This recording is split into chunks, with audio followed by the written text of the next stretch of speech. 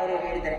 ಮತ್ತು ಇದಕ್ಕೆ ಬಹಳ ಅದ್ಭುತವಾದ ಉದಾಹರಣೆ ಯಾವುದು ಅಂತಂದ್ರೆ ಎಲ್ಲರನ್ನ ಸಮಾನವಾಗಿ ನೋಡುವ ಪ್ರಜಾಪ್ರಭುತ್ವದ ಚೆಹರೆಗಳು ಜಗತ್ತಿನಾದ್ಯಂತ ಇನ್ನೂ ಹುಟ್ಟಲೇ ಇಲ್ಲ. ಆವಾಗಲೇ ಕನ್ನಡ ನಾಡಿನಲ್ಲಿ ಅನುಭವ ಮಂಟಪದ ಮೂಲಕ ಬಸವಣ್ಣನವರ ಮೂಲಕ ಈ ಪ್ರಜಾಪ್ರಭುತ್ವದ ಮೊದಲ ಬೀಜಗಳು ಬಿತ್ತಲ್ಪಟ್ಟಿದ್ದು ಕರ್ನಾಟಕದ ನೆಲದಲ್ಲಿ, ಅದು ಉತ್ತರ ಕರ್ನಾಟಕದ ಈ ನೆಲದಲ್ಲಿ ಅಂತ ಹೇಳೋದಕ್ಕೆ ನನಗೆ ಬಹಳ ಹೆಮ್ಮೆ ಆಗ್ತಾ ಇದೆ. ನೋಡಿ, 850 ವರ್ಷಗಳ ಹಿಂದೆ ಜಗತ್ತಿನಾದ್ಯಂತ ಮಹಿಳೆಯರಿಗೆ ಯಾವುದೇ ಸ್ಥಾನಮಾನ ಇರಲಿಲ್ಲ, ಮನೆಯಿಂದ ಹೊರಗೆ ಹೋಗ್ತಿರ್ಲಿಲ್ಲ, ಬರ್ತಿರ್ಲಿಲ್ಲ. ಅಂತಹ ಸಂದರ್ಭದಲ್ಲಿ ಅನುಭವ ಮಂಟಪದಲ್ಲಿ 30ಕ್ಕೂ ಹೆಚ್ಚು ಮಹಿಳೆಯರು ಏನ್ ಮಾಡ್ತಾರಂತಂದ್ರೆ ವಚನಗಳನ್ನ ಬರೀತಾರೆ, ತಿದ್ದಿ ಸಮಾಜದ ಓರೆಕೋರೆಗಳನ್ನ ತಿತ್ತಾರೆ. ಆಯ್ದಕ್ಕಿ ಲಕ್ಕಮ್ಮ ಮತ್ತು ಮಾರಮ್ಮ, ನೀವು ಕೇಳಿರ್ಬೋದು, ಮಾರಪ್ಪ ಆಯ್ದಕ್ಕಿ ಲಕ್ಕಮ್ಮ ಅವಳ ಗಂಡ ಏನು ಕೆಳಗಡೆ ಬಿದ್ದ ದಾಸೋಹದಲ್ಲಿ ಬಿದ್ದಂತಹ ಅಕ್ಕಿಯನ್ನ ತಂದ್ಕೊಂಡು ಅಡುಗೆ ಮಾಡ್ಕೊಂಡು ಊಟ ಮಾಡ್ತಿದ್ರು. ಒಂದ್ರ ದಿನ ಅವಳ ಗಂಡ ಜಾಸ್ತಿ ತಂದ್ಬಿಡ್ತಾನೆ ಅಕ್ಕಿನ. ಅದಕ್ಕೆ ಹೇಳ್ತಾಳೆ, ಆಸೆ ಎಂಬುದು ಅರಸಂಗಲ್ಲದೆ ಶಿವಭಕ್ತರಿಗುಂಟೆ ಅಯ್ಯ ಅಂತ ಕೇಳ್ತಾಳೆ. ಆಸೆ ಅನ್ನೋದು ನಮ್ಮಂತವ್ರಿಗೆ ಬೇಡ ಅಂತ ಹೇಳ್ಬಿಟ್ಟು ಮಾರನೇ ದಿನ ಕೂಡ ಕೂಡಿಡುವ ಒಂದು ಸಂಸ್ಕೃತಿಯನ್ನ ವಿರೋಧಿಸಿ ದಾಸೋಹದ ಸಂಸ್ಕೃತಿಯನ್ನ ಹಿಡಿದಿಟ್ಟಂತಹ ನೆಲ ಇದು. ಹಾಗಾಗಿ ಬೇರೆ ಬೇರೆ ಜಾತಿಯವ್ರನ್ನ, ಬೇರೆ ಬೇರೆ ಉದ್ಯೋಗದವ್ರನ್ನ, ಎಲ್ಲ ರೀತಿಯ ಕೆಲಸ ಮಾಡೋರನ್ನ, ಮಹಿಳೆಯರನ್ನ, ಪುರುಷರನ್ನ ಎಲ್ಲರೂ ಸಮಾನವಾಗಿ ನೋಡಿದ ಬಸವಣ್ಣ ಜಗತ್ತಿನ ಮೊದಲ ಪ್ರಜಾಪ್ರಭುತ್ವವಾದಿ ಹಾಗೂ ಆತ ಜಗತ್ತಿನ ಮೊದಲ ಮಹಿಳಾವಾದಿ ಅನ್ನೋದನ್ನ ನಾವೆಲ್ಲ ಬಹಳ ಕನ್ನಡಿಗರು ಹೆಮ್ಮೆಯಿಂದ ಹೇಳ್ಕೊಳ್ಬೇಕಾಗತ್ತೆ. ಹಾಗೇನೆ ಹಲವಾರು ಮಂದಿ ನಾವು ಇದರಲ್ಲಿ ಏನು ನಮ್ಮ ದೇಶವನ್ನ ಒಂದಾಗಿರೋದಕ್ಕೆ ಪ್ರಯತ್ನ ಪಟ್ಟಿದ್ದಾರೆ. ನೋಡಿ, ಒಡೆಯೋದು ಬಹಳ ಸುಲಭ. ಯಾವುದೇ ವಾಟ್ಸ್ಆಪ್ ಮೆಸೇಜ್ಗಳು ಒಡೆಯೋದು ಕಲಿಸ್ತವೆ, ಆದ್ರೆ ಶಿಕ್ಷಣ ನಮ್ಗೆ ಒಡೆಯೋದನ್ನು ಕಲಿಸೋದಿಲ್ಲ, ಕಟ್ಟೋದನ್ನು ಕಲಿಸುತ್ತೆ. ನೋಡಿ, ಒಂದು ದೊಡ್ಡ ಬಿಲ್ಡಿಂಗ್, ಇದು ಯಾವುದೋ ಬಿಲ್ಡಿಂಗ್ ಇರ್ಬೋದು ಅಥವಾ ಒಂದು ಮರ, ಅದು ಬೆಳೆಯಕ್ಕೆ 10 ವರ್ಷ ಬೇಕು. ಒಂದು ತೆಂಗಿನ ಮರ, ಅದನ್ನ 10 ಸೆಕೆಂಡ್ 10 ನಿಮಿಷದಲ್ಲಿ ಮಷೀನ್ ಕಟ್ ಮಾಡಬಹುದು. ಹಿರೋಶಿಮಾ, ನಾಗಾಸಾಕಿ ಅಂತಹ ದೊಡ್ಡ ದೊಡ್ಡ ನಗರಗಳ ಮೇಲೆ ಅಣು ಬಾಂಬ್ ಬಿದ್ದು 5 ನಿಮಿಷದಲ್ಲಿ ನಾಶ ಮಾಡ್ತು. ನಾಶ ಮಾಡೋದು ಬಹಳ ಸುಲಭ, ಆದ್ರೆ ಕಟ್ಟೋದು ಬಹಳ ಕಷ್ಟ. ಹಾಗಾಗಿ ವಾಟ್ಸ್ಆಪ್ ಯೂನಿವರ್ಸಿಟಿಯ ಸುಳ್ಳು ಸುದ್ದಿಗಳು ನಮಗೆ ಬೆಂಕಿ ಹಚ್ಚೋದನ್ನ ಕಲಿಸ್ತವೆ. ನಿಮ್ಗೆ ಬರುತ್ತೆ ಆ ಧರ್ಮದ ಬಗ್ಗೆ, ಈ ಧರ್ಮದ ಬಗ್ಗೆ, ಆ ಜಾತಿ ಬಗ್ಗೆ, ಈ ಜಾತಿ ಬಗ್ಗೆ ಬೇಡದ ಮೆಸೇಜ್ಗಳು ದಿನ ಬೆಳಗಾದ್ರೆ ನಮ್ಮ ಬಾಗಿಲಿಗೆ ಬಂದ್ ಬೀಳ್ತವೆ. ಅದನ್ನ ನಾವು ಏನ್ ಮಾಡ್ಬೇಕು, ವಾಟ್ಸ್ಆಪ್ ಯೂನಿವರ್ಸಿಟಿ ಹೇಳುವ ಬೆಂಕಿ ಹಚ್ಚುವ ಕೆಲಸ ಹೇಳಿದ ಬಂದಾಗ ನಾವು ಏನ್ ನೆನ್ಪಿಟ್ಕೋಬೇಕು ಅಂದ್ರೆ, ನನ್ನೂರು ಕೊಪ್ಪಕ್ಕೆ ಬೆಂಕಿ ಬಿದ್ರೆ ಅಲ್ಲಿ ನನ್ನ ಮನೆನೂ ಸುಟ್ಟು ಹೋಗುತ್ತೆ, ನಮ್ಮೂರು ನರೇಗಲ್ಲಿ ಬೆಂಕಿ ಬಿದ್ರೆ ನನ್ನ ಮನೆನೂ ಸುಟ್ಟು ಹೋಗುತ್ತೆ ಅನ್ನುವ ಪ್ರಜ್ಞೆಯನ್ನು ಇಟ್ಕೊಂಡು ಉರಿಯುವ ಬೆಂಕಿಗೆ ನಾವು ಯಾವತ್ತೂ ಕೂಡ ತುಪ್ಪ ಆಗದೇನೆ ನಾವು ಉರಿಯುವ ಬೆಂಕಿಗೆ ನೀರಾಗಿ ನಾವು ಏನೋ ಆ ರೀತಿ ಒಂದು ಸಮನ್ವಯ ಭಾವದಲ್ಲಿ ಉಳ್ಕೊಳ್ಬೇಕು ಅಂತ ಹೇಳಕ್ಕೆ ಇಷ್ಟಪಡ್ತೇನೆ. ಯಾಕಂದ್ರೆ ಇದೇ ಸತ್ಯ. ಯಾವುದು ನಾವೆಲ್ಲ ಒಂದಾಗಿದ್ದೇವಲ್ಲ, ನಮ್ಮ ಭಾರತದ ವಿಶಿಷ್ಟತೆ ಇದೆಯಲ್ಲ, ವಿವಿಧತೆಯಲ್ಲಿ ಏಕತೆ, ಇದೇ ಸತ್ಯ. ಮತ್ತು ಸತ್ಯವನ್ನು ಯಾರೂ ಬದಲಾಯಿಸಕ್ಕಾಗೋದಿಲ್ಲ. ಹಾಗಾಗಿ ನಾವು ಅದನ್ನ ನೆನ್ಪಿಟ್ಕೋಬೇಕು. ಅಂದ್ರೆ ತನ್ನಂತೆ ಪರರ ಬಗೆಯೋದು ಅಂತ, ಇನ್ನವರು ಸುಮ್ಮನೆ ಹೇಳಿಲ್ಲ ತನ್ನಂತೆ ಪರರ ಬಗೆಯೋದಂತ. ಒಬ್ಬ ವಯಸ್ಸಾದ ತಾಯಿ ಜೋಗ ನೋಡಕ್ ಹೋದಾಗ ಅವಳು ಸುಮ್ಮನೆ ಬೇಜಾರ್ ಮಾಡ್ಕೊಂಡು ಕೂತ್ ಬಿಡ್ತಾಳೆ. ಯಾಕೆ ಬೇಜಾರ್ ಮಾಡ್ಕೊಂಡಿದ್ಯಾ ಅಂತ ಕೇಳಿದಾಗ, ಅಯ್ಯೋ ಆ ತಾಯಿ ಗಂಗಮ್ಮ ಅಷ್ಟು ಮೇಲಿಂದ ಬೀಳ್ತಾಳಲ್ಲ, ಅವಳಿಗೆ ನೋವಾಗಲ್ವಾ ಅಂತ. ಅಂದ್ರೆ ನೀರಿಗೂ ಕೂಡ ನೋವಾಗತ್ತೆ ಅನ್ನುವಂತಹ ಮನೋಭಾವ ಇರುವವರು ನಮ್ಮ ಕನ್ನಡ ನಾಡಿನವರು. ಈಶ್ವರ್ ಸಣ್ಕಲ್ ಅವರ ಒಂದು ಕವಿತೆಯನ್ನು ಹೇಳಿ ನನ್ನ ಮಾತನ್ನ ಮುಗಿಸ್ತೇನೆ.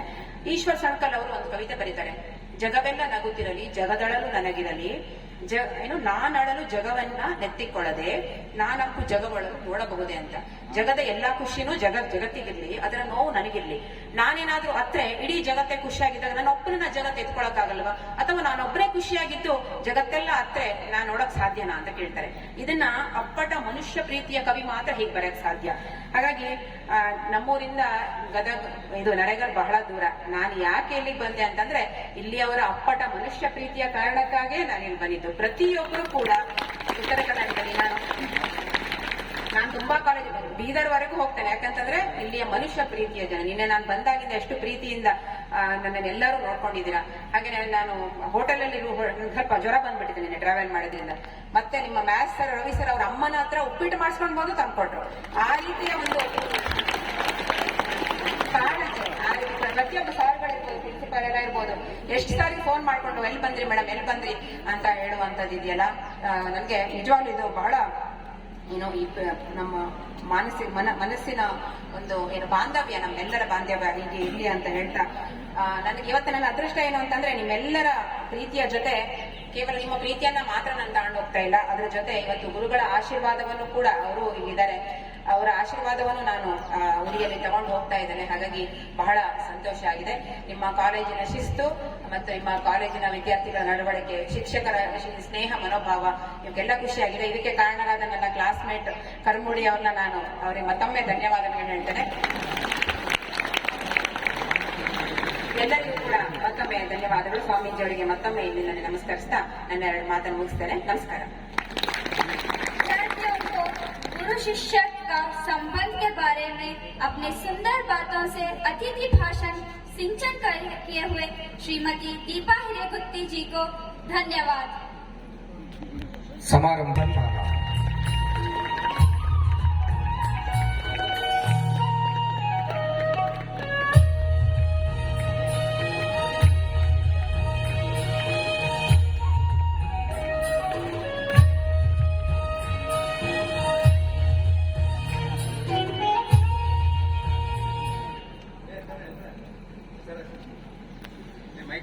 जी से आशीर्वचन।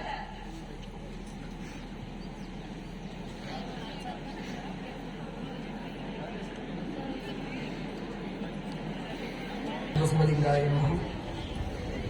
ಸ್ಮರಣೀಯ ಬಸವಾದಿ ಪ್ರಮಥರನ್ನ ಕಾರುಣಿಕ ಯುಗ ಪುರುಷ ಶಿವಯೋಗ ಮಂದಿರ ಸಂಸ್ಥಾಪಕ ಮಹಾಗುರುಗಳವರನ್ನ ಹೃದಯ ಮಂದಿರದಲ್ಲಿ ಸ್ಮರಿಸಿ ಹಾಲ್ಕೆರೆಯ ಅನ್ನದಾನೇಶ್ವರ ಸಂಸ್ಥಾನ ಮಠದ, ಹಂಪಿ ಹೊಸಪೇಟೆಯ ಜಗದ್ಗುರು ಕೊಟ್ಟೂರು ಸ್ವಾಮಿ ಸಂಸ್ಥಾನ ಮಠದ ನಿರಂಜನ ಗುರು ಪರಂಪರೆಗೆ ಹಣೆಮಣಿದು ಪೂಜ್ಯ ಗುರುವರರನ್ನ ಮನೋಮಂದಿರದಲ್ಲಿ ಧ್ಯಾನಿಸಿ ಪೂಜ್ಯ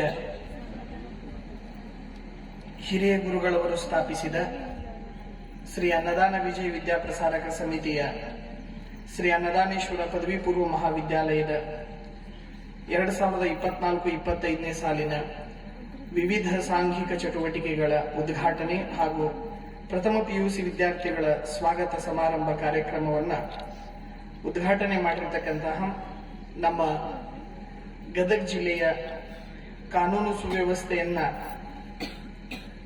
ನೋಡ್ತಾ ಇರತಕ್ಕಂತಹ ದಕ್ಷ ಅಧಿಕಾರಿಗಳಾಗಿರತಕ್ಕಂತಹ ಗದಗ ಜಿಲ್ಲಾ ಪೊಲೀಸ್ ವರಿಷ್ಠಾಧಿಕಾರಿಗಳಾದ ಸನ್ಮಾನ್ಯ ಶ್ರೀ BS ನೇಮಗೌಡ ಸರ್ ಅವರೇ,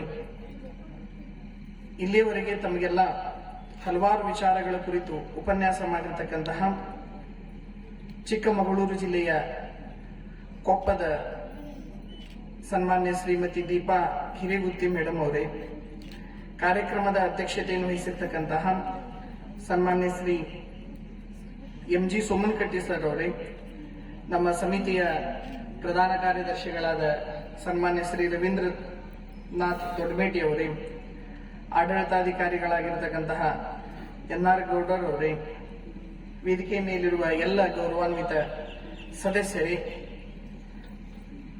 ಈ ಒಂದು ಕಾಲೇಜಿನ ಪ್ರಾಂಶುಪಾಲರಾಗಿರ್ತಕ್ಕಂತಹ YC ಪಾಟೀಲ್ ಸರ್ ಅವರೇ, ಈ ಕಾಲೇಜಿನ ಎಲ್ಲ ಬೋಧಕ ಸಿಬ್ಬಂದಿ ವರ್ಗದವರೇ, ವಿದ್ಯಾರ್ಥಿನಿಯರೇ ಮತ್ತು ನಮ್ಮ ಸಂಸ್ಥೆಯ ಅಭಿಮಾನಿಗಳೇ, ಪತ್ರಿಕಾ ಮಾಧ್ಯಮದವರೇ, ಸದ್ಭಕ್ತರೇ, ತಮ್ಮೆಲ್ಲರಿಗೂ ನಮ್ಮ ಶರಣಾರ್ಥಿಗಳು. ಇಲ್ಲಿಯವರೆಗೆ 10 ವಿಚಾರಗಳನ್ನ ಸನ್ಮಾನ್ಯ ಶ್ರೀಮತಿ ದೀಪಾ ಹಿರೇಗುತ್ತಿ ಮೇಡಮ್ ಅವರು ಮತ್ತು BS ನೇಮಗೌಡ ಸರ್ ಅವರು ಹೇಳಿದ್ದಾರೆ. ಆಲ್ಮೋಸ್ಟ್ ಮೃಷ್ಟಾನ್ನ ಭೋಜನವನ್ನ ಮಾಡಿಸಿಬಿಟ್ಟಿದ್ದಾರೆ ಅವರು. ಈಗ ಸನ್ಮಾನ ಮಾಡಿದ ಮೇಲೆ ಆಶೀರ್ವಚನ ಮಾಡೋದಿತ್ತು. ಸನ್ಮಾನ ಮಾಡಿದ ಮೇಲೆ ಆಶೀರ್ವಚನ ಮಾಡಬೇಕು ಅಂದ್ರೆ ಮತ್ತೆ ನಾವು ಹೊಸ ಅಡಿಗೆ ಮಾಡಿ ಮತ್ತೆ ಹೊಸ ಊಟ ಉಣಿಸ್ಬೇಕಾಗಿತ್ತು. ಈಗ ಅವ್ರು ಉಣಿಸಿದ ಮೇಲೆ ನಮ್ದೇನ್ ಕೆಲಸ ಅಂದ್ರೆ, ಈಗ ಸ್ಪೂನ್ ಒಳಗೆ ಊಟ ಮಾಡೋರ್ಗೆ ಊಟದ ಸೊಗಸು ಗೊತ್ತಿರೋದಿಲ್ಲ, ಮತ್ತ ದಿಮಾಕ್ ಮಾಡಕ್ ಒಂದಿಷ್ಟು ಗಂಗಾದ ಬಿಟ್ಟು ಊಟ ಮಾಡೋರ್ಗು ಊಟದ ಸೊಗಸು ಗೊತ್ತಿರೋದಿಲ್ಲ. ಊಟದ ಸೊಗಸು ಕೈಯೊಳಗೆ ಗಂಗಾಳ ಹಿಡ್ಕೊಂಡು ಯಾರ ತಮ್ಮ ಹಸ್ತದಿಂದ ತಿಂತಾರಲ್ಲ, ಬೆರಳುಗಳಿಂದ ತಿಂತಾರಲ್ಲ, ಅವ್ರಿಗೆ ಊಟದ ಸೊಗಸು ಗೊತ್ತಿರ್ತೈತಿ. ಎಲ್ಲ ಊಟ ಮಾಡಿದ ಮೇಲೆ ಇನ್ನು ಮುಂದೆ ಎಲ್ಲ ಊಟ ಮಾಡಿದ ಮೇಲೆ ಏನ್ ಮಾಡ್ತಾರೆ ಹೇಳ್ರಿ? ಊಟ ಸೊಗಸು ಗೊತ್ತಾಗ್ಬೇಕಂದ್ರೆ ಬಟ್ ನೆಕ್ಕುದ್ರೊಳಗೆ ಎಲ್ಲ ಉಣ್ಣೋದೊಂದು ಸೊಗಸಾದ್ರೆ ಬಟ್ ನೆಕ್ಕದ್ರೊಳಗೆ ಒಂದು ಸೊಗಸದ. ಮೃಷ್ಟಾನ್ನ ಭೋಜನ ಆದ ಮೇಲೆ ಹಂಗ ಈಗೆಲ್ಲ ಮೃಷ್ಟಾನ್ನ ಭೋಜನ ಮಾಡಿಸಿಬಿಟ್ಟಿದಾರ.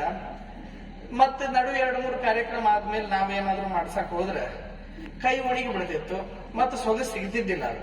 ಅದಕ್ಕೆ ನಾವೀಗ ಆಶೀರ್ವಚನ ಮಾಡ್ತೇವೆ ಅಂತಂದು ತೆಗೆದುಕೊಂಡಿದ್ದೇವೆ. ನಿಜವಾಗ್ಲೂ ನಮ್ಮ ನೇಮಗೌಡ ಸರ್ ಅವರು ಪೊಲೀಸ್ ಜಿಲ್ಲಾ ವರಿಷ್ಠಾಧಿಕಾರಿಗಳು. ಇದು ಸಣ್ಣ ಹುದ್ದೆ ಅಲ್ಲ. ಇಡೀ ನಮ್ಮ ಜಿಲ್ಲೆಯ ಕಾನೂನು ಸುವ್ಯವಸ್ಥೆಯನ್ನ. ಕಾನೂನು ಸುವ್ಯವಸ್ಥೆ ಈ ಪದ ಅಂದಷ್ಟು ಸರಳ ಅಲ್ಲ. ಇದು ಒಂದು ಸಂಸ್ಥಾ ನಡೆಸಬೇಕಾದಾಗನ ಇಲ್ಲಿರೋ ನಿಮ್ಮ ಕೀಟಲೆಗಳನ್ನ ನಾವು ಅವೆಲ್ಲವನ್ನು ನಿಗ್ರಹಿಸಬೇಕಾದಾಗ ನಮ್ಗೆ ರಗಡಾಗಿರ್ತೈತೆ. ಒಂದು ಜಿಲ್ಲಾ ಅಂದ್ರ ಎಂತೆಂತ ಮಹಾತ್ಮರು ಇರ್ತಾರ, ಅದು ಸಾಮಾನ್ಯ ಇರೋದಿಲ್ಲ. ಇಡೀ ಜಿಲ್ಲೆಯ ಕಾನೂನು ಸುವ್ಯವಸ್ಥೆಯನ್ನ ಚೆನ್ನಾಗಿ ನಿರ್ವಹಣೆ ಮಾಡತಕ್ಕಂತಹ ದಕ್ಷ ಅಧಿಕಾರಿಗಳು ಬಂದು ಅವ್ರ ಭಾಷೆ ಒಳಗ ಎಷ್ಟು ಚೆನ್ನಾಗಿರೋ ಮಾತುಗಳನ್ನು ಹೇಳಿದ್ರು. ನಿಮಗೆ ನನ್ನಂಗ ದಕ್ಷತೆಯಿಂದ ಅಧಿಕಾರಿ ಆಗ್ಲಿ ಅಂತ ಹೇಳ್ಬೋದಾಗಿತ್ತು. ಅವರು ನಿಮಗೆ ಹೇಳಿದ್ರು, ಮೊದಲ ನಿಮ್ಮ ಆರೋಗ್ಯ ಕಾಯ್ಕೊಳ್ರಿ, ನಿಮ್ಮ ಸಂಬಂಧಗಳನ್ನು ಉಳಿಸ್ಕೊಳ್ರಿ, ನಿಮ್ಮ ಫ್ರೆಂಡ್ಶಿಪ್ ನೋಡ್ಕೊಳ್ರಿ. ಇಷ್ಟು ನಾವು ತಂತ್ರಜ್ಞಾನ ಮುಂದುವರೆದು ಬಹಳಷ್ಟು ಬುದ್ಧಿವಂತರಾಗಿ ಏನು ಸಾಧನೆ ಮಾಡಬೇಕಾಗಿತ್ತು ಸ್ವತಂತ್ರ ಬಂದ ಮೇಲೆ ಒಂದು ಕಡೆ ನಿಂತು ನೋಡಿದಾಗ ಏನೂ ಮಾಡಿಲ್ಲ ಅಂತ ನಮ್ಮನ್ನ ನಾವು ತೆಗೆದುಕೊಳ್ಳೋದು ಒಂದು ಕಡೆ. ಆದ್ರೆ ಏನೋ ಒಟ್ಟು ನಾವು ಮಾಡಿದ್ದೇವೆ, ಏನೋ ಮಾಡಿ ಒಂದಿಷ್ಟು ಸಾಧನೆ ಮಾಡಿದ್ದೇವೆ. ಇದೆಲ್ಲದರ ಮಧ್ಯೆ ನಮ್ಮನ್ನ ನಾವು ಮರಿತಾ ಇದ್ದೇವೆ. ನಮ್ಮ ಆರೋಗ್ಯದ ಬಗ್ಗೆ ನಮಗೆ ಲಕ್ಷ್ಯ ಇಲ್ಲ, ನಮ್ಮ ಸಂಬಂಧಗಳ ಬಗ್ಗೆ ನಮಗೆ ಲಕ್ಷ್ಯ ಇಲ್ಲ. ಆರೋಗ್ಯ ಇವತ್ತು ವಿದ್ಯಾರ್ಥಿಗಳು, ನೀವು ಓದುವುದು ಎಷ್ಟು ಮುಖ್ಯ ಇರ್ತೈತಿ, ನಿಮ್ಮ ಓದಿಗೆ ನಿಮ್ಮ ಸಾಧನೆಗೆ ಅತಿ ಪ್ರಮುಖವಾಗಿರತಕ್ಕಂತಹ ದೈಹಿಕ ಆರೋಗ್ಯವನ್ನ ಕಾಯ್ಕೊಳ್ಳೋದು ಸಹ ಅಷ್ಟೇ ಮುಖ್ಯ ಇರುತ್ತೆ. ಓದುವುದರ ಜೊತೆಗೆ ಏನೆಲ್ಲ ಓದ್ತೀರಿ, ಏನೋ ಓದಿದ್ರಿ, ಅಧಿಕಾರ ಪಡೆದ್ರಿ, ಜ್ಞಾನ ಗಳಿಸ್ಕೊಂಡ್ರಿ, ಕುಂತ್ರೆ ಹೇಳಕ್ ಬರ್ಲಿಲ್ಲ, ಎದ್ರು ಕುಂದ್ರಕ್ ಬರ್ಲಿಲ್ಲ ಅಂದ್ರ ಏನ್ ಮಾಡೋರದಿರಿ? ದೈಹಿಕ ಆರೋಗ್ಯನೂ ಮುಖ್ಯ ಅಲ್ವಾ? ಅದ್ರ ಬಗ್ಗೆ ನೀವು ಗಮನ ಕೊಡಬೇಕು. ಏನ್ ತಿನ್ಬೇಕು, ಏನ್ ಕುಡಿಬೇಕು, ಏನು ಕುಡಿದ್ರೆ ನಮ್ಮನ್ನು ಊರಾಗ ನಿಲ್ಲಿಸುತ್ತ, ಏನು ಕುಡಿದ್ರೆ ನಮ್ಮನ್ನ ಚರಂಡಿ ದಂಡಿ ಮೇಲೆ ಬೀಳಿಸುತ್ತ ಅನ್ನೋ ಪ್ರಜ್ಞೆನೂ ಬೇಕಲ್ಲ. ಇವುಗಳ ಕುರಿತು ನಾವು ಜ್ಞಾನವನ್ನ ಗಳಿಸ್ಕೊಳ್ಬೇಕು. ಇದರ ಕುರಿತು ನನ್ನ ಸಾಮಾಜಿಕ ವ್ಯವಸ್ಥೆ ಕುರಿತು ನನ್ನ ದೈಹಿಕವಾಗಿ ನನ್ನ ವ್ಯಕ್ತಿತ್ವವನ್ನು ಉಳಿಸ್ಕೊಳ್ಬೇಕಾದಾಗ ನಾನು ಯಾವ ತೆರನಾಗಿ ನನ್ನ ಆರೋಗ್ಯವನ್ನ, ಶರೀರ ಮಾಧ್ಯಮವನ್ನ ಯಾವ ತೆರನಾಗಿ ಕಾಪಾಡಿಕೊಳ್ಬೇಕು ಅಂತಕ್ಕಂಥದ್ದನ್ನ ಬಹಳ ಸುಂದರವಾಗಿ ಹೇಳಿದರು. ಜೊತೆಗೆ ಅವರು ಮಾತುಗಳು ಎಷ್ಟು ಚೆನ್ನಾಗಿ ಮಾತನಾಡಿದರು. ಸಂವಹನ ಅಷ್ಟೇ ಮುಖ್ಯ ಅಲ್ಲ. ಮಾತು ಬಲ್ಲವ ಮಾಣಿಕ್ಯ ತಂದ, ಮಾತು ಬರದೇ ಇರವ ಜಗಳ ತಂದ ಅಂತಕ್ಕಂಥದ್ದು ನಿಮ್ಗೆಲ್ಲ ಗೊತ್ತು.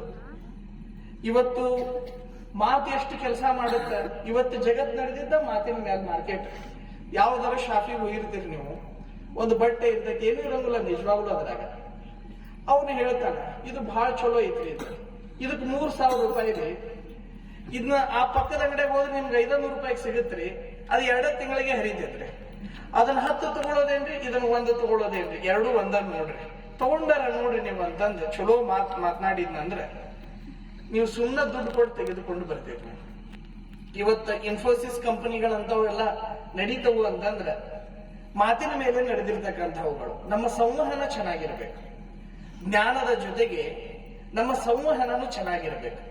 ಸಂವಹನ ಇಲ್ಲ ಅಂತಂದ್ರ ನಾವು ನಮ್ಮ ಜ್ಞಾನವನ್ನ ಸದುಪಯೋಗಪಡಿಸಿಕೊಳ್ಳಿಕ್ಕೆ ಎಷ್ಟೋ ಬಾರಿ ನಾವು ವಿಫಲರಾಗ್ತೀವಿ ಸಾಮಾಜಿಕವಾಗಿ ಅಂತಕ್ಕಂಥದ್ದನ್ನ ನಾವೆಲ್ಲ ತಿಳ್ಕೊಳ್ಬೇಕಾಗತ್ತೆ. ಜೊತೆಗೆ ನಮ್ಮ ವ್ಯವಹಾರ ಚೆನ್ನಾಗಿರ್ಬೇಕು. ನಮ್ಮ ವ್ಯವಹಾರ, ನಾವು ಯಾರ ಜೊತೆ ವ್ಯವಹರಿಸ್ತೀವಿ, ನಾನು ಯಾರ ಪಕ್ಕದೊಳಗೆ ಕುಳಿತುಕೊಂಡ್ರೆ ನನ್ನ ಕಿಮ್ಮತ್ ಹೆಚ್ಚಿರುತ್ತೆ, ಯಾರ ಜೊತೆ ನಾವು ಕುಳಿತುಕೊಂಡ್ರೆ ನನ್ನ ಕಿಮ್ಮತ್ತು ಕಡಿಮೆ ಆಗುತ್ತೆ ಅಂತಕ್ಕಂತಹ ಸಾಮಾನ್ಯ ಪ್ರಜ್ಞೆ ಇರಬೇಕು. ಇವುಗಳೆಲ್ಲ ಈ ವ್ಯವಸ್ಥೆಯೊಳಗ ನಾವು ಎಲ್ಲೋ ಒಂದು ಕಡೆ ಜ್ಞಾನದಿಂದ ಹೋಗ್ತಾ ಅದು ನಮಗೆ ತಿಳುವಳಿಕೆ ಹೆಚ್ಚು ಮಾಡಬೇಕಾಗಿತ್ತು. ಒಂದೊಂದು ಬಾರಿ ಅದು ನಮ್ಮ ಅರಿವನ್ನ ಜಾಗೃತಗೊಳಿಸದೆ ಸುಮ್ಮನೆ ಪುಸ್ತಕಕ್ಕೋ ಮಾರ್ಕ್ಸ್ಗೆ ಅಷ್ಟ ಮಾತ್ರ ನಮ್ಮನ್ನ ನಿಲ್ಲಿಸಿ ನಮ್ಮನ್ನ ಮುಂದುವರಿಲಿಕ್ಕೆ ಬಿಡೋದಿಲ್ಲ.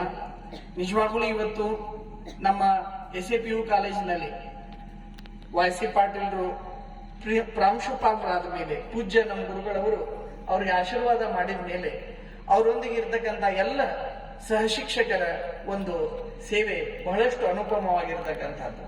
ಇವತ್ತು ನಿಮ್ಮಲ್ಲಿ ಕುಲಕರ್ಣಿ ಸರ್ ಇದ್ದಿರ್ಬೋದು, ಅವ್ರಿಗೆ ಬಹುಶಃ ಎಲ್ಲಿ ನಿಲ್ಲಕ್ಕಾಗಲ್ಲ, ಕುಂದ್ರಕ್ಕಾಗೋದಿಲ್ಲ ಅವ್ರಿಗೆ. ಅಷ್ಟಾದ್ರೂ ಡೈಲಿ ಅವರು ಮುಂಜಾನೆಯಿಂದ ಸಾಯಂಕಾಲದವರೆಗೇನು ಪಾಠ ಮಾಡಿ ಅವ್ರಿಗೆ ನಾವು ನಮ್ದ ಪ್ರೆಸರ್ ಐತವ್ರಿ, ನೀವು ಬೇಗ ಹೋಗಿ ಹಾಸ್ಪಿಟಲ್ ಹೋಗಿ ಅಡ್ಮಿಟ್ ಆಗಿ ಆಪರೇಷನ್ ಮಾಡಿಸ್ಕೊಳ್ರಿ ಅಂತಂದ್ರೆ, ಇಲ್ಲ ಬುದ್ಧಿ ನಾನು ನನ್ನ ಸಬ್ಜೆಕ್ಟ್ ಇಷ್ಟು ಮುಗಿಸೇ ಹೋಗ್ತೇನೆ ನಾನು ಅಂತ ಅವ್ರದ್ದು ಹಠ. ಹೀಗೆ ಅತ್ಯಂತ ಪ್ರಾಮಾಣಿಕವಾಗಿ ದುಡಿತಕ್ಕಂತ ಸಿಬ್ಬಂದಿ, ಅವರೊಬ್ಬರಂತಲ್ಲ, ಸಿಬ್ಬಂದಿ ಬಹಳಷ್ಟು ಪ್ರಾಮಾಣಿಕವಾಗಿ ದುಡಿಯೋದ್ರಿಂದ ಗ್ರಾಮಾಂತರ ಪ್ರದೇಶದಿಂದ ಬರ್ತಕ್ಕಂತಹ ಬಡ ಪ್ರತಿಭಾವಂತ ಮಕ್ಕಳಿಗೆ ಈ ಸಂಸ್ಥೆ ಅಪಾರವಾಗಿರ್ತಕ್ಕಂತಹ ಜ್ಞಾನವನ್ನ ನೀಡ್ತಾ ಇದೆ ಅಂತಕ್ಕಂತಹ ಒಂದು ಸಂತೃಪ್ತಿ ಭಾವನೆ ಅಧ್ಯಕ್ಷರಾಗಿರ್ತಕ್ಕಂತಹ ನಮ್ಮಗಳಿಗೆ ಇದೆ ಅನ್ನೋದನ್ನ ನಾವು ಬಹಳಷ್ಟು ಸಂತೋಷವಾಗಿ ತಿಳಿಸ್ತೀವಿ. ನಿಜವಾಗ್ಲೂ ಹೋದ್ ಬಾರಿ PUC ಒಳಗೆ ನಮ್ದು ಡಿಸ್ಟಿಕ್ಕಿಗೆ ಫಸ್ಟ್ ಬಂತು, ಒಂದ್ ಹುಡುಗಿ ಡಿಸ್ಟಿಕ್ಕಿಗೆ ಫಸ್ಟ್ ಬಂದ್ಲು ಸೈನ್ಸ್ನೊಳಗ. ನಾವು ಇವ್ರು ನಿಮ್ಗೆಲ್ಲ ಸನ್ಮಾನ ಮಾಡ್ತೇವೆ ಅಂತಂದ್ವಿ. ನಾವು ಹೋದ ಕಾರ್ಯಕ್ರಮದೊಳಗ ಎಲ್ಲಾ ಶಿಕ್ಷಕರಿಗೆ ನಾವು ಗೌರವಿಸ್ಲಿಕ್ಕಾಗಿಲ್ಲ. ಬರುವ ದಿನಗಳೊಳಗೆ ನಾವು ಒಂದು ಒಳ್ಳೆ ಕಾರ್ಯಕ್ರಮ ಮಾಡಿ ಇಲ್ಲಿರ್ತಕ್ಕಂಥ ಎಲ್ಲ ಸಿಬ್ಬಂದಿಯವರಿಗೆ, ನೀವು ನಮ್ಮನ್ನ ನಂಬಿ ಬಂದಿರತಕ್ಕಂತ ಎಲ್ಲಾ ಮಕ್ಕಳಿಗೆ ಅತ್ಯುತ್ತಮವಾದ ಗುಣಮಟ್ಟದ ಶಿಕ್ಷಣವನ್ನ ಕೊಡ್ತಾ ಇದ್ದೀರಿ. ನಿಮ್ಗೆ ಅಪಾರವಾದಂತಹ ಗೌರವಧನದ ಜೊತೆಗೆ ಗೌರವವನ್ನು ಸಹ ನಾವು ಸಂಸ್ಥೆಯಿಂದ ಸದಾವು ಕಾಲ ನಿಮ್ಮೆಲ್ಲರಿಗೂ ನೀಡ್ತೇವೆ ಅಂತಕ್ಕಂತಹದ್ದನ್ನ ನಾವಿಲ್ಲಿ ಬಹಳಷ್ಟು ಸಂತೋಷದಿಂದ ಇಲ್ಲಿ ಸಂದರ್ಭದೊಳಗೆ ತಿಳಿಸಬೇಕಾಗುತ್ತೆ. ಪ್ರಮುಖವಾಗಿ ನಾವೇನು ಉಪದೇಶ ಮಾಡುವ ಅವಶ್ಯಕತೆ ಇಲ್ಲ, ನಿಮ್ ಶಿಕ್ಷಕರ ಭಯಂಕರ ಉಪದೇಶ ಮಾಡ್ತಾರೆ. ನೀವು ಬಹುಶಃ ಅಂತಿರ್ತೀರಿ, ಗುರುಗಳ ನಾವು ಡೈಲಿ ಕೇಳ್ತಿರ್ತೀವ್ರಿ, ನೀವು ಆಶೀರ್ವಚನ ಮುಗಿಸಿ ಬೇಗ ನಿರ್ಗಮಿಸ್ರಿ, ನಾವು ಪ್ರಸಾದ ಮಾಡ್ಬೇಕ್ರಿ ಅಂತಂದು. ಬಹುಶಃ ನಾವ್ ಹೇಳ್ತಕ್ಕಂತ ಎಲ್ಲ ಮಾತುಗಳನ್ನ ಇಲ್ಲಿರ್ತಕ್ಕಂತ ಎಲ್ಲ ನಿಮ್ಮ ಶಿಕ್ಷಕರು ನಿಮ್ಗೆಲ್ಲ ಉಪದೇಶ ಮಾಡ್ತಿರ್ತಾರೆ ಅಂತಕ್ಕಂತಹ ಪೂರ್ಣ ವಿಶ್ವಾಸ ನಮ್ಗಿದೆ. ಆ ತೆರನಾಗಿ ನಮ್ಮ ಗುರುಗಳು ಅವ್ರಿಗೆಲ್ಲ ಟ್ರೈನಿಂಗ್ ಕೊಟ್ಟಿದ್ದಾರೆ ಅಂತಕ್ಕಂತಹದ್ದನ್ನ ಈ ಸಂದರ್ಭದೊಳಗ ಸ್ಮರಿಸ್ತಾ, ಇವತ್ತು ನಮ್ಮ BS ನೇಮಗೌಡ ಸರ್ ಅವರು ಆಗಮಿಸಿ ನಮ್ಮ ಈ ಕಾರ್ಯಕ್ರಮಕ್ಕ ನೋಡ್ರಿ, ಅವರನ್ನ ನೋಡಿ ನೀವು ಹೆಂಗ ನೀವು ಸ್ವೀಕಾರ ಮಾಡ್ತಿರೋ ನೀವು ಸ್ವೀಕಾರ ಮಾಡಿ. ಒಬ್ಬ ದಕ್ಷ ಅಧಿಕಾರಿಯಾಗಿ ನಮ್ಮ ಸಾಮಾಜಿಕವಾಗಿ ನಮಗೇನ್ ಜವಾಬ್ದಾರಿ ಸಿಗ್ತವೋ ಅಲ್ಲಿ ನಾವು ಪ್ರಾಮಾಣಿಕರಾಗಿ ವರ್ತಿಸ್ಬೇಕಾಗತ್ತೆ. ನಮ್ಮ ಪ್ರಾಮಾಣಿಕತೆ ಅಂತಕ್ಕಂತಹದ್ದು ನಮಗೆ ಗೌರವ ತರುತ್ತೆ. ಈಗ ಅವ್ರು ಇಲ್ಲಿ ಅದಾರ ಅಂತಂದ್ರೆ ಅವರು IPS ಅಧಿಕಾರಿಗಳದಾರ ಅಂತಂತ ಗೌರವ ಕೊಡೋದು ಒಂದು ಕಡೆ ಇರುತ್ತೆ.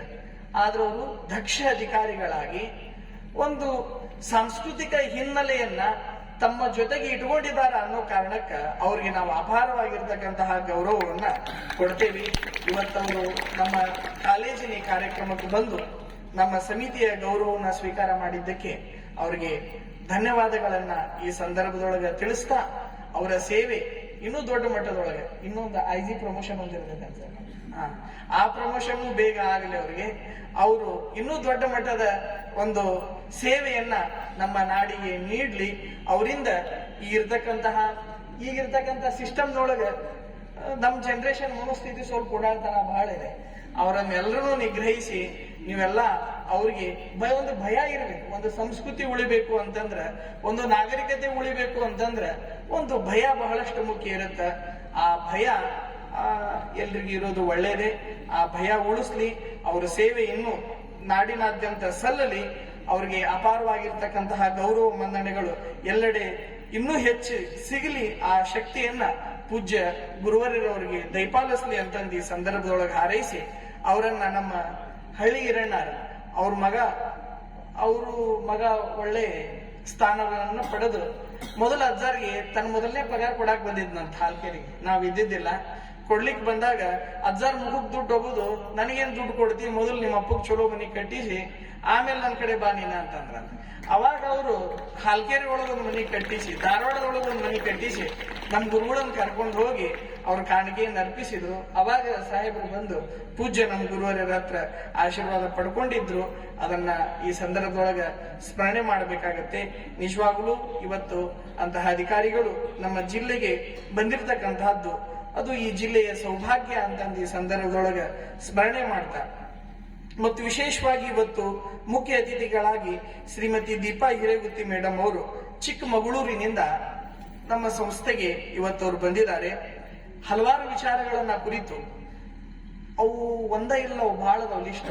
ಅವರು ಒಂದು ವಿಷಯ ಕುರಿತು ಹೇಳಿಲ್ಲ, ಹಲವಾರು ವಿಚಾರಗಳ ಕುರಿತು ಮಕ್ಕಳಿಗೆ ಯಾವ್ಯಾವ ಬೇಕು, ಮೌಲ್ಯಗಳು ಹಲವಾರು ಇರ್ತವೆ. ಹಲವಾರು ಮೌಲ್ಯಗಳನ್ನ ಅವರು ಬಹಳಷ್ಟು ಅದ್ಭುತವಾಗಿ ನಿಮಗೆಲ್ಲ ತಿಳಿಸಿದ್ದಾರೆ.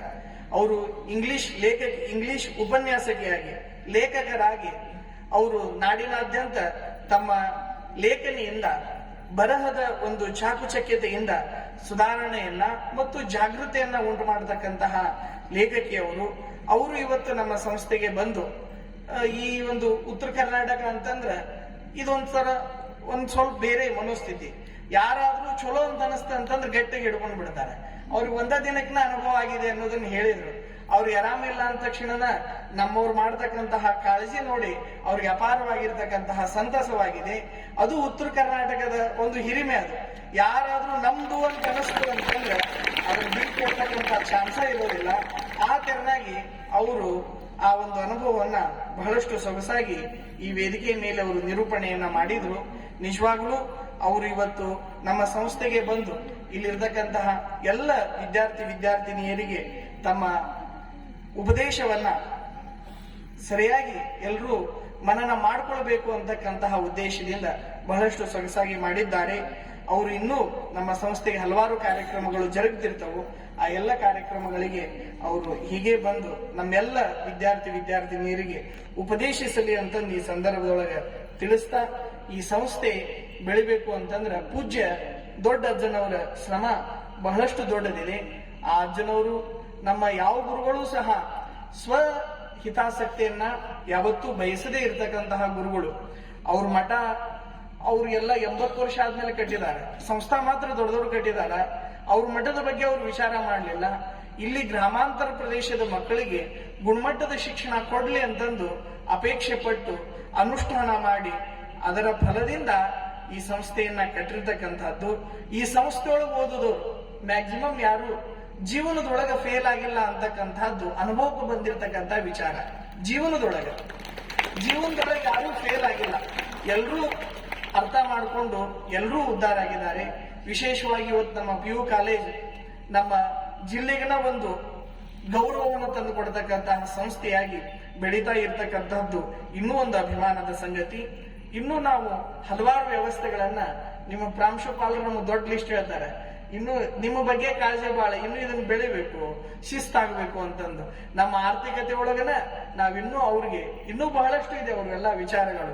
ಈ ಸಂಸ್ಥೆ ಏನು ನೀವು ಆಳ್ವಾಸಕ್ಕ ಬೇರೆ ಬೇರೆ ಕಡೆ ಹೋಗಿ ಓದ್ತೀರಿ, ಅಲ್ಲಿ ಯಾವುದಕ್ಕೂ ಕಡಿಮೆ ಇಲ್ಲದೆ ಇರತಕ್ಕಂತಹ ಎಜುಕೇಶನ್ ಈ ಸಂಸ್ಥೆಯೊಳಗೆ ಸಿಗಬೇಕು ಅಂತಕ್ಕಂತಹ ಕಳಕಳಿ ಅವ್ರಿಗಿದೆ. ಅದನ್ನು ಬರುವ ದಿನಗಳೊಳಗ ಇನ್ನೂ ನಾವು ಹಂತವಾಗಿ 2 ವರ್ಷದಿಂದ ಇರೋಕ್ಕಿಂತಲೂ ಈ ವರ್ಷ ಸುಧಾರಿಸಿದೆ, ಈ ವರ್ಷದಕ್ಕಿಂತಲೂ ನೆಕ್ಸ್ಟ್ ಇಯರ್ ಇನ್ನೂ ಸುಧಾರಿಸುತ್ತೆ. ಹಿಂಗಿದು ಹಂತವಾಗಿ ಸುಧಾರಿಸ್ತಕ್ಕಂತಹ ಸಂಸ್ಥೆ. ಇಲ್ಲಿ ಸುಧಾರಿಸಬೇಕು ಅಂತಂದ್ರೆ ಇಲ್ಲಿರ್ತಕ್ಕಂಥ ವಿದ್ಯಾರ್ಥಿನಿಯರ ಕೊಡುಗೆ ಬಹಳಷ್ಟು ದೊಡ್ಡದಿರ್ತೈತಿ.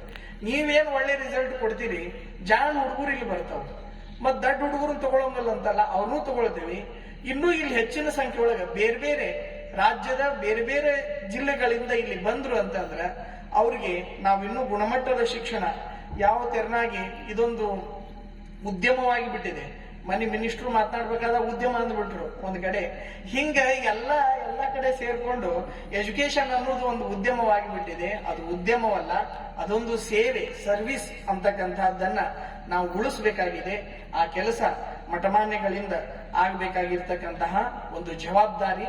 ಆ ಜವಾಬ್ದಾರಿಯನ್ನ ನಮ್ಮ ಅನ್ನದಾನೇಶ್ವರ ಸಂಸ್ಥಾನ ಮಠ ಹಾಲ್ಕೆರೆ ಈ ಅನ್ನದಾನ ವಿಜಯ ವಿದ್ಯಾಪ್ರಸಾರಕ ಸಮಿತಿಯ ಮೂಲಕ ನೆರವೇರಿಸ್ತಾ ಇದೆ ಅಂತಕ್ಕಂಥದ್ದನ್ನ ಈ ಸಂದರ್ಭದೊಳಗ ತಿಳಿಸ್ತಾ, ಮೊನ್ನೆ ನಡೆದಿರ್ತಕ್ಕಂತಹ ತಾಲೂಕು ಮಟ್ಟದ ಕ್ರೀಡೆಗಳೊಳಗ ನಮ್ಮ ಈ ಸಂಸ್ಥೆಯ ಮಕ್ಕಳೇ ಸಾಂಘಿಕ ಕ್ರೀಡೆಗಳಾಗ್ಲಿ ವೈಯಕ್ತಿಕ ಕ್ರೀಡೆಗಳಾಗ್ಲಿ ಎಲ್ಲದರೊಳಗೂ ಸುಮಾರು 80% 90% ನಮ್ಮ ಕಾಲೇಜಿನ ವಿದ್ಯಾರ್ಥಿನಿಯರೇ ಫಸ್ಟ್ ಬಂದಿರತಕ್ಕಂಥದ್ದು ನಮ್ಗೆ ಅತ್ಯಂತ ಸಂತೋಷವನ್ನುಂಟು ಮಾಡಿದೆ. ಸಮಗ್ರ ಶಿಕ್ಷಣಕ್ಕೆ ನಮ್ಮ ಸಂಸ್ಥೆ ಮಹತ್ವವನ್ನು ಕೊಟ್ಟಿದೆ.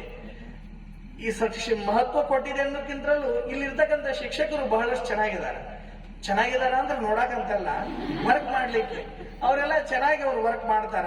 ಸಮಗ್ರ ಶಿಕ್ಷಣಕ್ಕೆ ಮಹತ್ವವನ್ನ ಕೊಟ್ಟಿದ್ದಾರೆ. ಅವರು ಕ್ರೀಡೆಯೊಳಗಾಗ್ಲಿ, ಭಾಷಣದೊಳಗಾಗ್ಲಿ, ನಿಮ್ಮ ಬರಹದೊಳಗಾಗ್ಲಿ ಎಲ್ಲದರೊಳಗೂ ಅತ್ಯುತ್ತಮ ಇರಬೇಕು ಅಂತಕ್ಕಂತಹ ಕಳಕಳಿ ಅವ್ರಿಗಿದೆ. ಅವ್ರಿಗೆ ಇನ್ನೂ ಶಕ್ತಿಯನ್ನ ಇನ್ನೂ ಹೆಚ್ಚಿನ ಶಕ್ತಿಯನ್ನ ಅವ್ರಿಗೆ ನೀಡ್ಲಿ. ಏನಾದ್ರೂ ಒಂದು ಒಳ್ಳೇದಾಗತ್ತಂದ್ರ ಅದಕ್ಕೆ ಫುಲ್ ಸ್ಟಾಪ್ ಇಡ್ಲಿಕ್ಕೆ ಆಗೋದಿಲ್ಲ, ಪೂರ್ಣ ವಿರಾಮ ಇಲ್ಲ. ಅದು ಹೀಗೆ ಮುಂದುವರಿಲಿ, ಕ್ರಮ ಹಾಕೊಂತ ಹೋಗೋದು. ಈಗ ಒಂದ್ ಎಂತದ ಇನ್ನೂ ಮುಂದೆ ಹೋಗ್ಬೇಕು. ಯಾವುದೂ ಒಳ್ಳೇದಕ್ಕೆ ಜಗತ್ತಿನೊಳಗ ಪೂರ್ಣ ವಿರಾಮ ಇರೋದಿಲ್ಲ. ಒಳ್ಳೆಯ ಕೆಲಸಗಳು ನಿರಂತರವಾಗಿ ನಡೀತಾ ಇರಬೇಕು.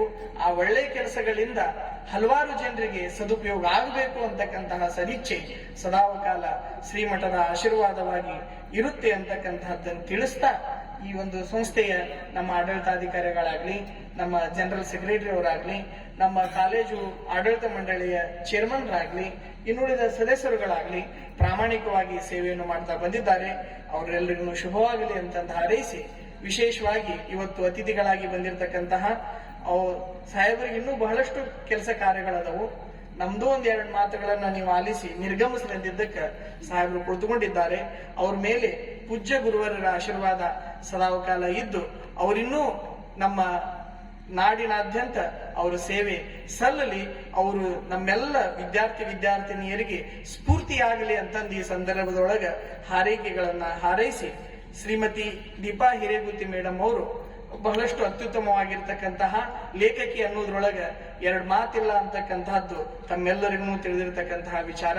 ಅದರ ಜೊತೆಗೆ ಹಲವಾರು ವಿಚಾರಗಳನ್ನ ಅರಿಸ್ಟಾಟಲ್ ಮೊದಲು ಮಾಡಿಕೊಂಡು ಅತ್ಯುತ್ತಮವಾಗಿರ್ತಕ್ಕಂತಹ ದೇಶದ ಅಂತಾರಾಷ್ಟ್ರ ಮಟ್ಟದ ಮಹಾತ್ಮರ ವಿಚಾರಧಾರೆಗಳನ್ನ ಅವರೆಲ್ಲ ತಿಳಿಸಿದ್ದಾರೆ. ಅವರು ಇನ್ನೂ ಹೆಚ್ಚಿನ ಮಟ್ಟದೊಳಗ ಹೀಗೆ ನಮ್ಮ ಎಲ್ಲ ವಿದ್ಯಾರ್ಥಿನಿಯರಿಗೆ ಮಾರ್ಗದರ್ಶನವನ್ನು ಮಾಡ್ತಾ ಆರೋಗ್ಯವಾಗಿ ಹೀಗೆ ಸಾಗಲಿ ಅಂತಂದು ಪೂಜ್ಯ ಗುರುವರರಲ್ಲಿ ಪ್ರಾರ್ಥಿಸುತ್ತಾ, ಎಲ್ಲ ನಮ್ಮ ಪತ್ರಿಕಾ ಮಾಧ್ಯಮದವರಿಗೆ ಮೊನ್ನೆಯಿಂದನೂ ಪತ್ರಿಕೆಯೊಳಗ ನಮ್ಮ ಸಂಸ್ಥಾ ಕಾರ್ಯಕ್ರಮದ ಬಗ್ಗೆ ಅವ್ರು ಬಿತ್ತರಿಸ್ತಾ ಇದ್ದಾರೆ. ಅವ್ರಿಗೆ ಅಭಿಮಾನ, ನರೆಗೆಲ್ಲ ಎಲ್ಲ ಪತ್ರಿಕಾ ಮಾಧ್ಯಮದವ್ರಿಗೂ. ನಮ್ಮ ಊರಾಗ ಇಷ್ಟು ರಶ್ ಆಗುದು ಎಲ್ಲೈತಿ ಜಾಗ? ಒಂದು ಜಗಳ ನಡೆದ್ರೆ ಚುನಾವಣೆ ಒಳಗೆ ಬಿಟ್ರೆ, ನಿಮ್ ಹುಚ್ಚಿರಪ್ಪನ ಜಾತ್ರೆ ಬಿಟ್ರೆ ರಶ್, ಹೈಯೆಸ್ಟ್ ರಶ್, ಒಳ್ಳೇದಕ್ಕೆ ರಶ್ ಆಗುದಂದ್ರೆ ಯಾವುದೇ ಪಾಂಪ್ಲೆಟ್ಸ್ ಇಲ್ದನ, ಏನೂ ಗದ್ದಲ ಗೊಂದಗಳಿಲ್ದನ ರಶ್ ಆಗುದಂತಂದ್ರೆ ನಮ್ಮ ಈ ಸಂಸ್ಥೆ ಬಗ್ಗೆ ಅವರಿಗೆ ಅಭಿಮಾನ ಜಾಸ್ತಿ.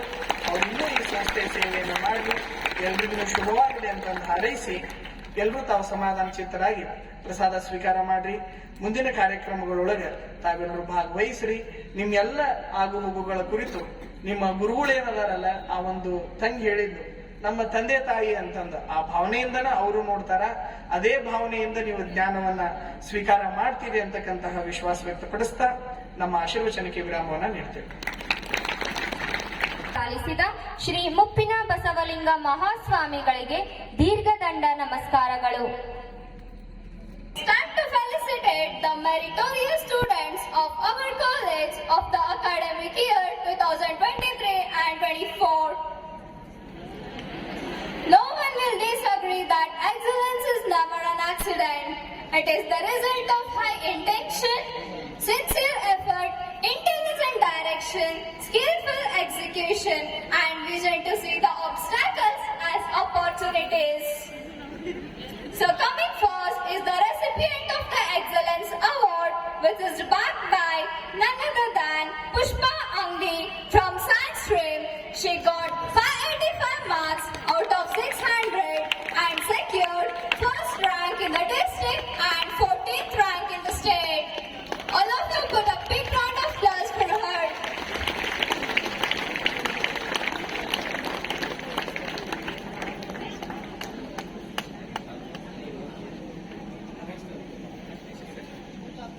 Thank you, sister. Next, Annapurna Moguli from Science stream. She got 581 marks out of 600. Cheer up with your claps. Next, Sharan Gowda SP. He got 579 marks out of 600. There is no elevator to the success. You have to take up the stairs. All of you put a big round of applause for them.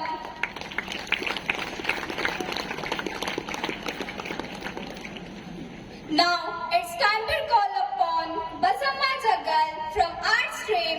She got 585 marks out of 600 and secured 11th rank in the state, 3rd rank in the district and 1st rank in the college.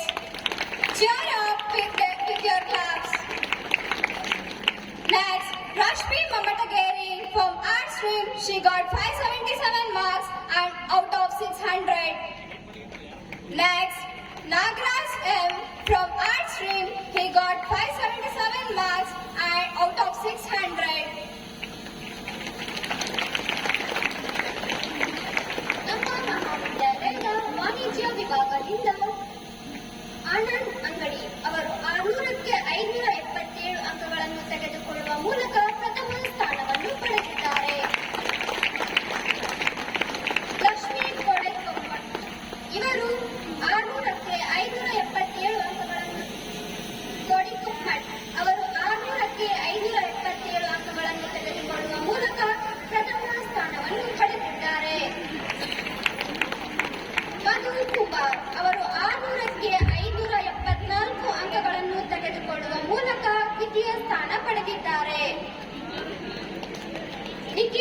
Kumar ಇವರು 600ಕ್ಕೆ 574 ಅಂಕ ತೆಗೆದುಕೊಳ್ಳುವ ಮೂಲಕ ದ್ವಿತೀಯ ಸ್ಥಾನ ಪಡೆದಿದ್ದಾರೆ. ಜೋರಾದ ಚಪ್ಪಾಳೆಗಳನ್ನು. ಬಂಗಾರಪ್ಪ ಗಡೇರ್ ಅವರು 600ಕ್ಕೆ 570 ಅಂಕಗಳನ್ನು ತೆಗೆದುಕೊಳ್ಳುವ ಮೂಲಕ ತೃತೀಯ ಸ್ಥಾನ ಪಡೆದಿದ್ದಾರೆ. ತೃತೀಯ ಸ್ಥಾನ ಸತೀಶ್ ಟಿ ಇವರು 600ಕ್ಕೆ 574 ಅಂಕ ತೆಗೆದುಕೊಂಡು ತೃತೀಯ ಸ್ಥಾನ ಪಡೆದಿದ್ದಾರೆ.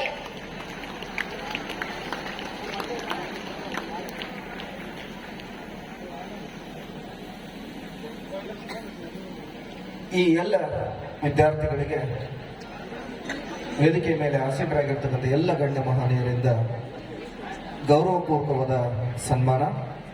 ವಿಶೇಷ ಏನಂದ್ರೆ ಪಠ್ಯ ಚಟುವಟಿಕೆಗಳ ಜೊತೆಗೆ ಪಠ್ಯೇತರ ಚಟುವಟಿಕೆಗಳಲ್ಲಿ ಕೂಡ ಅತ್ಯುತ್ತಮವಾಗಿರ್ತಕ್ಕಂಥ ಸಾಧನೆಗಳನ್ನು ಮಾಡಿರುವಂತ ವಿದ್ಯಾರ್ಥಿಗಳು ತಮ್ಮ ಕಣ್ಣು ಮುಂದೆ ಕೂತ್ಕೊಂಡಿದ್ದಾರೆ. ಇಲ್ಲಿ 12 ಜನ ವಿದ್ಯಾರ್ಥಿಗಳು ಪ್ರಶಸ್ತಿ ಸಹಿತ ಪ್ರಥಮ ಶ್ರೇಣಿಯಲ್ಲಿ ಪಾಸವಾಗಿ ಉತ್ತೀರ್ಣರಾಗಿ ಉತ್ತಮವಾಗಿರ್ತಕ್ಕಂಥ ಫಲಿತಾಂಶಗಳನ್ನು ಮಾಡಿದ್ದಾರೆ.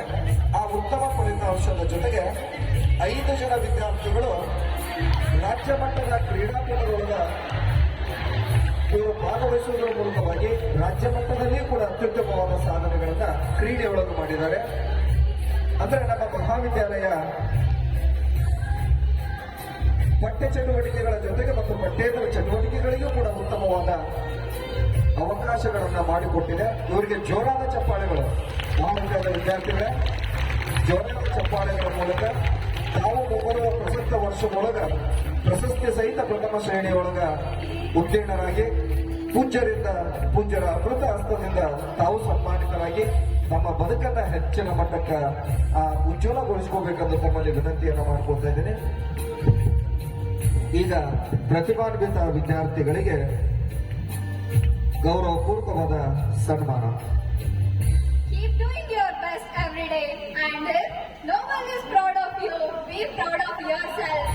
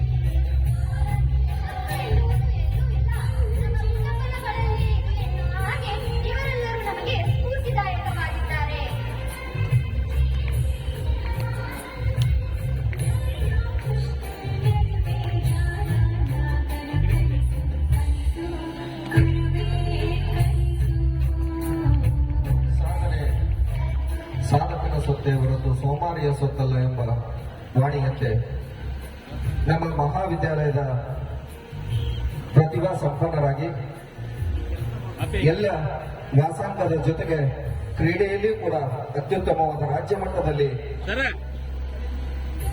ಸ್ಪರ್ಧೆಯನ್ನ ಮಾಡಿ ಫಲಿತಾಂಶದಲ್ಲಿಯೂ ಕೂಡ ಉತ್ತಮವಾದ ಸಾಧನೆಗಳನ್ನು ಮಾಡಿರುವಂತಹ ನಮ್ಮ ಮಹಾವಿದ್ಯಾಲಯದ ಎಲ್ಲ ವಿದ್ಯಾರ್ಥಿಗಳಿಗೆ ಅಭಿನಂದನೆಯನ್ನು ಸಲ್ಲಿಸುವಂತ ಒಂದು ಸಂದರ್ಭ. ಈ ವಿದ್ಯಾರ್ಥಿಗಳೊಳಗ ಪ್ರತಿಯೊಬ್ಬರಿಗೂ ಕೂಡ ಇಲ್ಲಿ ಅವರಿಗೆ ಗೌರವಧನವನ್ನಾಗಿ ಪ್ರಶಸ್ತಿ ಪುರಸ್ಕಾರದ ಮೂಲಕವಾಗಿ ಅವರಿಗೆ ಸಹಾಯವಾಗ್ತಾ ಇದೆ.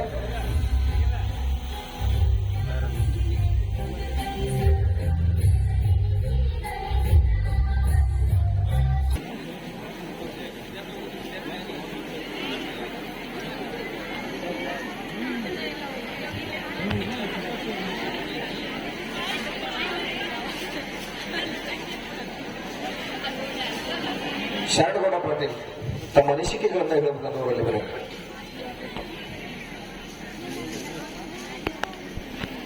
ಈ ಸಮಾರಂಭದ ಕೊನೆಯದಾಗಿರ್ತಕ್ಕಂಥ ವಂದನಾರ್ಪಣೆ. ಈ ಸಮಾರಂಭದ ಪಾವನ ಸನ್ನಿಧಾನವನ್ನು ಅಲಂಕರಿಸಿರುವಂತಹ ನಮ್ಮ ನಿಮ್ಮೆಲ್ಲರ ಆರಂಭ ಗೌರವವಾಗಿರುವಂತಹ ಪರಮ ಪೂಜ್ಯ ಮನ್ಯರಂಜನ ಪ್ರಣವ ಸ್ವರೂಪ ಮುಪ್ಪಿನ ಬಸವಲಿಂಗ ಮಹಾಸ್ವಾಮೀಜಿಗಳ ಪಾದಕಮಲಗಳಿಗೆ ಅನಂತಕೋಟಿ ಪ್ರಣಾಮಗಳನ್ನು ಸಲ್ಲಿಸಿ ಅವರಿಗೆ ಭಕ್ತಿಪೂರ್ವಕವಾದ ನಮ್ಮ ಮಹಾನ್ ಸಂಸ್ಥೆಯಿಂದ ಅಭಿನಂದನೆಗಳನ್ನ ಸಲ್ಲಿಸ್ತಾ ಇದೆ. ಅನ್ನದಾನ ಮಹೋತ್ಸವಗಳನ್ನು ನನ್ನ ಮನದಲ್ಲಿ ಸ್ಮರಿಸಿಕೊಳ್ಳುತ್ತಾ ನಮ್ಮ ನಿಮ್ಮೆಲ್ಲರ ನೆಚ್ಚಿನ ಶ್ರೀಗಳಾದ ಶ್ರೀ ಮುಕ್ತಿನ ಬಸವಲಿಂಗ ಮಹಾಸ್ವಾಮಿಗಳವರ ಪಾದಗಳಿಗೆ ನನ್ನ ನಮಸ್ಕಾರಗಳನ್ನು ಸಲ್ಲಿಸುತ್ತಾ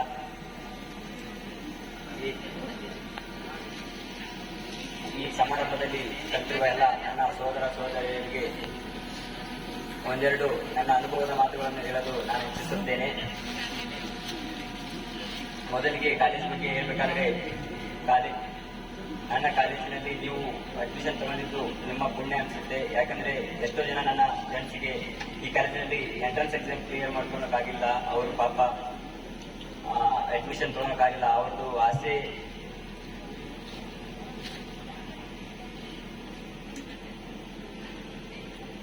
ನೀವು ಈ ಕಾಲೇಜಿನಲ್ಲಿ ಅಡ್ಮಿಷನ್ ತಗೊಂಡಿದ್ದು ಯಾಕೆ ಪುಣ್ಯ ಮಾಡಿರ್ಬೇಕಂತಂದ್ರೆ, ಇಲ್ಲಿರೋ ಲೆಕ್ಚರ್ಸ್ ಬಗ್ಗೆ ಹೇಳ್ಬೇಕಾದ್ರೆ experience is more than knowledge ಅಂತಾರೆ. ಅಂತ ಎಕ್ಸ್ಪೀರಿಯನ್ಸ್ ಇರೋ ಟೀಚರ್ಸ್ ಜೊತೆ ನೀವು ಕಮ್ಯುನಿಕೇಟ್ ಮಾಡ್ತೀರಾ ಮತ್ತು ಇಲ್ಲಿ ನಮ್ಮ ಶ್ರೀ ಅನ್ನದಾನೇಶ್ವರ ಅಜ್ಜನವರ ಆಶೀರ್ವಾದವನ್ನು ನೀವು ಪಡೆದುಕೊಳ್ತೀರಾ. ನಾನು ಮಾತಾಡಕ್ಕೆ ಇಷ್ಟಪಟ್ಟಿದ್ದು ಎರಡು ಕಾರಣಕ್ಕಾಗಿ, ನಾವು ಸೆಕೆಂಡ್ ಪಿ ಸಿ ಇದ್ದಾಗ ಒಂದಿಷ್ಟು ಮಿಸ್ಟೇಕ್ಗಳನ್ನ ಮಾಡಿದ್ವಿ, ಅದರ ಎಫೆಕ್ಟ್ನ ಈಗ ಅನುಭವಿಸ್ತಾ ಇದ್ದೀವಿ. ಅದನ್ನ ನಮ್ಮ ಜೂನಿಯರ್ಸ್ಗೆ ಹೇಳಿದ್ರೆ ಅದನ್ನ ಅವರು ಆ ಕಷ್ಟಗಳನ್ನು ಅನುಭವಿಸ್ಬಾರ್ದು ಅನ್ನೋದಕ್ಕೆ ಒಂದೆರಡು ನಮ್ಮ ಮಿಸ್ಟೇಕ್ನ ನೀವು ಮಾಡ್ಬಿಡಿ ಅಂತ ಹೇಳಕ್ಕೆ ನಾನು ಇಷ್ಟಪಡ್ತೀನಿ. ಮೊದಲದ್ದು, ಈ ವರ್ಷ ಫುಲ್ಲು ಎಂಜಾಯ್ ಮಾಡಕ್ಕೆ ಹೋಗ್ಬಿಟ್ರಿ, ಸ್ವಲ್ಪ ಚೆನ್ನಾಗಿ ಓದಿ. ಇನ್ನು ಎಷ್ಟು ಸೆಕೆಂಡ್ ಪಿ ಸಿ ಆದ್ಮೇಲೆ ಒಂದು 3 ಮಂತ್ ಖಾಲಿನೇ ಇರುತ್ತೆ, ಅವಾಗೆ ಎಂಜಾಯ್ ಮಾಡಕ್ಕೆ ಇದ್ದೇ ಇದೆ. ಈ ವರ್ಷನ ಚೆನ್ನಾಗಿ ಓದಿ ಮಾರ್ಕ್ಸ್ನ ಚೆನ್ನಾಗಿ ತೆಗೆದುಕೊಳ್ಳಿ. ಮತ್ತು ಎಸ್ಪೆಷಲಿ ಸೈನ್ಸ್ ಸ್ಟೂಡೆಂಟ್ಗೆ ಹೇಳೋದೇನೆಂದ್ರೆ, ನೀವು ಓದ್ತೀರಿ ನನಗೆ ಗೊತ್ತಿದೆ, ಆದ್ರೆ ಸೆಕೆಂಡ್ ಪಿ ಸಿ ಎಕ್ಸಾಮ್ ಮುಗಿದ್ಗಳೇ ಓದೋದನ್ನ ಬಿಡಕ್ ಹೋಗ್ಬಿಡಿ. ಇನ್ನೊಂದು ತಿಂಗಳ ಇರುತ್ತೆ CET NEET ಎಕ್ಸಾಮ್ನ ಚೆನ್ನಾಗಿ ಮಾಡ್ಕೊಳ್ಳಿ. ಇಲ್ಲ ಅಂದ್ರೆ CET ಎಕ್ಸಾಮ್ನಲ್ಲಿ ಜಾಸ್ತಿ ರ್ಯಾಂಕ್ ಬಂದ್ರೆ 108 ಜನ 108 ಸಲಹೆಗಳನ್ನು ಕೊಟ್ಕೊಂತ ಹೋಗ್ತಾರೆ. ಆಮೇಲೆ ನಿಮ್ಗೆ ಯಾವ ಕಡೆ ಹೋಗ್ಬೇಕನ್ನೋದು ಗೊತ್ತಾಗಲ್ಲ. ಹೀಗೆ ಒಂದು ನಿಮ್ಮ ಗುರಿನ ಇಟ್ಕೊಂಡು ಚಂದಾಗ ಓದಿ ಒಂದು ರ್ಯಾಂಕ್ನ ಚಂದಾಗಿ ತಗೊಂಡು ನಿಮ್ಮ ಮುಂದೆ ಯಶಸ್ಸನ್ನು ಮುಟ್ಟಲು ಒಂದು ದಾರಿಯನ್ನು ಮಾಡಿಕೊಳ್ಳಿ ಅಂತ ಹೇಳ್ತಾ, ಮತ್ತೆ ನನ್ನ ಎಲ್ಲ ಲೆಕ್ಚರ್ಸ್ಗಳಿಗೆ ಥ್ಯಾಂಕ್ಸ್ ಹೇಳಕ್ ಇಷ್ಟಪಡ್ತೀನಿ. ಮತ್ತೆ ನಮ್ಮ ಹಾಸ್ಟೆಲ್ನಲ್ಲಿ ನಮಗೆ ನಮ್ಮ ಸರ್ಗಳು ಬಹಳ ಹೆಲ್ಪ್ ಮಾಡಿದ್ರು, ಅವ್ರಿಗೆ ಒಂದು ಥ್ಯಾಂಕ್ಸ್ ಹೇಳಕ್ ಇಷ್ಟಪಡ್ತೀನಿ. ಇನ್ನೊಂದು ಮಾತು ಕೊನೆಯದಾಗಿ, ಕನ್ನಡ ಮೀಡಿಯಂನಿಂದ ಯಾರು ಬಂದಿರ್ತೀರಿ ಅವ್ರು ಬಹಳ ತಲೆ ಕೆಡಿಸ್ಕೊಳಕ್ ಹೋಗ್ಬೇಡ್ರಿ. ಫಸ್ಟ್ ಬಹಳ ಟಫ್ ಆಗುತ್ತೆ, ಆಮೇಲೆ ನಾವೇ ಅದು ನಮ್ದು ವೀಕ್ನೆಸ್ ಅಂತ ತಿಳ್ಕೊಳಕ್ ಹೋಗ್ಬೇಡ್ರಿ. ಕನ್ನಡ ಮೀಡಿಯಮು ಅದು ನಮ್ಮ ಸ್ಟ್ರೆಂತ್ ಅಂತ ನೀವು ಓದಿ ಚೆನ್ನಾಗಾಗುತ್ತೆ. ಇಷ್ಟು ಹೇಳ್ತಾ ನನ್ನ ಭಾಷಣ ಮುಗಿಸ್ತೀನಿ.